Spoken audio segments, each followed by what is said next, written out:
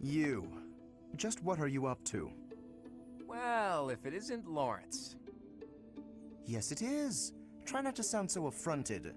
And you're just whimsically wandering the monastery grounds again, I suppose? Oh, naturally. After all, I really do adore the Garrick Mock Monastery. No, I think not. That impish look on your face does not suggest innocence. You are up to something. Lawrence, control yourself. Let's not start throwing around baseless accusations. It's not proper. This monastery is packed with 1,000 years of history. Well, 5 years shy of 1,000 if we're going for accuracy. Those pillars, these walls, even the floor, they've all seen more than we can possibly imagine. Our distant ancestors may have walked these very halls. Doesn't that excite you?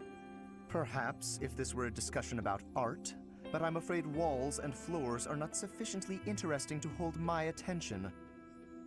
Nor will they suffice to distract me from what is plainly suspicious about you. House Regan was on the brink of collapse until they suddenly revealed you as their legitimate heir. That was only a year ago. Where were you before then? Are you even a true heir to House Regan? If I weren't truly of House Regan descent, how do you imagine I acquired my crest? A crest is insufficient. I am referring to your noble disposition or lack thereof.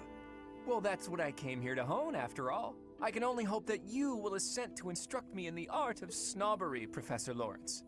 I do not think you grasp the significance of the responsibility you bear. Do you even know what it means to lead the Leicester Alliance? I take no pleasure in saying this, but much of the chaos in our ranks right now is due to the failings of House Regan's leadership.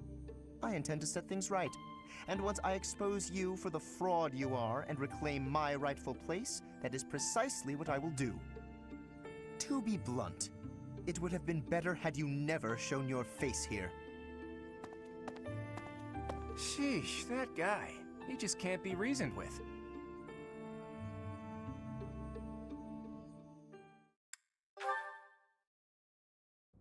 Claude, are you aware of the most recent conflict within the Alliance?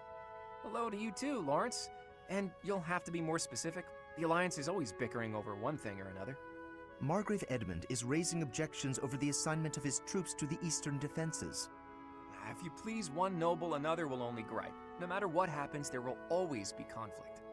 That is just the kind of lackadaisical attitude that causes more conflict among us than necessary. Now, listen to me carefully. House Edmund may not hold much land, but the land they do control is quite rich. They also maintain a thriving port. Their influence is poised to rival even the most powerful players in the Alliance, yet they claim they cannot spare a fair share of troops? Do you find it acceptable to let such an obviously unreasonable objection stand? It's not as though the threat of Elmira to the east has proven all that threatening of late. Such negligence! What makes you so certain the Elmirans will not attack us tomorrow? If certain dukes hold back their proper share of support, it will only serve to weaken House Goneril's hold of our eastern flank. Calm yourself. I am well aware that the financial situation of House Edmund is quite exceptional. However, what you fail to realize is that they're lacking in troops. They're not lying when they say they don't have that many to spare. As it were, the Elmirans have been nothing but peaceful since we refortified Fodlan's Locket. And are you aware that Margrave Edmund paid the majority of the costs for those repairs? Is that so? In fact, it's largely thanks to the skilled craftsmen he assembled that the fortress is now so impregnable. I, for one, wouldn't want to attack a fortress as formidable as that. I do see your point. If House Edmund has already made its fair contribution, then that is all we can ask. Very well. I withdraw my objection. But even the sturdiest fortress needs soldiers to defend it. If we continue to squabble amongst ourselves, it will eventually fall.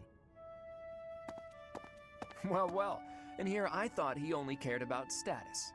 Still, if someone like him really came to lead the Alliance, it would not bode well for Elmira.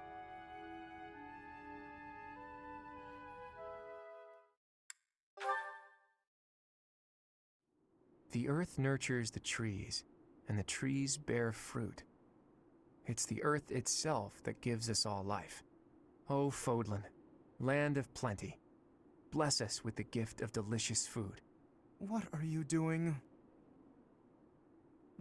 Oh, it's just you, Lawrence. I was disturbed by your ridiculous blather. Must you recite it quite so loudly? And can you even call that nonsense poetry when it is utterly ignorant of rhyme and meter? Ouch! You don't hold back, do you? I didn't know you were so particular about poetry. Ha! Maybe you have a secret poetry collection of your own hidden somewhere. That's absurd. Where did you hear that? And just what was that poem about? It seemed to me that you were praising the land. But is it not the goddess who nurtures the land? Should your praise not go to her instead? Of course you zero in on that detail. You really are a Fodlan noble through and through. Certainly. Aren't you? I'm not quite the same, no. Though noble blood flows within me, it can't change who I am at heart. Pardon? I think you had best clarify. Listen, Lawrence, you had ambitions of becoming the Alliance's ruler, didn't you? Would you like to try that for real? If you really want it, I wouldn't mind giving up my position. What's this all of a sudden? That is not an offer to be made in jest. I'm not joking around. I've been thinking it for a while now. I originally thought you were like a fox drawn in by the deer of the Alliance. But I was wrong. You're no thoughtless predator. You're trying to properly train the deer around you. Isn't that right? That is my intention, but the ambition is insufficient. To rule well, a certain temperament is required. When we first met, I mistrusted you a great deal, and on my father's advice, I observed you closely. That is why I can say this for certain. You possess the qualities necessary to govern. A compliment? From you? That's about as rare as a deer standing on its hind legs and doing a jig. Merely a statement of fact, one that is quite relevant to the future of the Alliance. The future of the Alliance, huh? You really are devoted to your cause. Depending on your actions, I may yet see fit to seize your position for myself. Bear that in mind. I welcome the idea. It means I can feel safe vanishing whenever I see fit. Vanishing?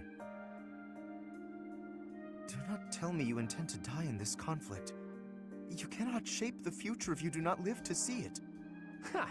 First you compliment me, and now you're worrying about me? What have you done with the real Lawrence? No, I'm not going to die. I'm tougher than I look.